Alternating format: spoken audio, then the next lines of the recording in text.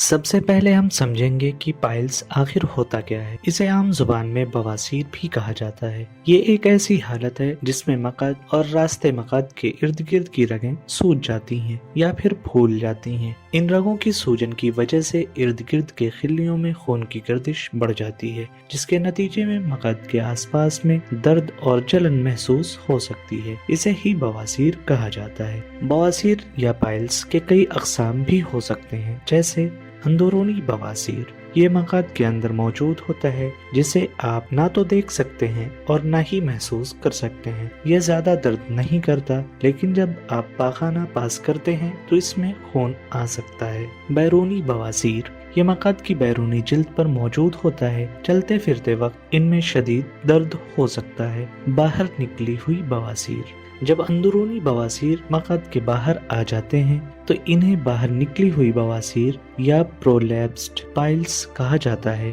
یہ ایک سنگین حالت ہے جس میں آپ کو درد، کھجلی اور سوجن ہو سکتی ہے۔ خون جمی ہوئی بواسیر۔ یہ اس وقت ہوتا ہے جب بیرونی بواسیر میں خون کا لوتھڑا جم جاتا ہے۔ اس سے کافی درد ہوتا ہے اور مقعد کے آس پاس کا حصہ بیگنی یا نیلے رنگ کا ہو سکتا ہے۔ بواسیر ہونے کے اسباب کیا ہوتے ہیں؟ بواسیر یا پائلز اس وقت ہوتا ہے جب آپ کے مقعد پر بہت زیادہ دباؤ پڑتا ہے۔ ایسا کئی وجوہات کی بنا پر ہو سکتا ہے، جیسے پاخانہ پاس کرتے وقت زیادہ زور لگانا، بھاری سامان اٹھانا، زیادہ وزن ہونا، حمل یعنی پریگننسی، کم فائبر والی غذا کھانا، قبض یا دست۔ بواسیر ہونے کے امکانات کب بڑھ جاتے ہیں؟ کچھ ایسی بھی صورتحال ہوتی ہیں جو آپ کے بواسیر ہونے کے امکانات کو بڑھا سکتی ہیں۔ اگر آپ کے والدین کو بواسیر تھا تو یہ آپ کو بھی ہو سکتا ہے۔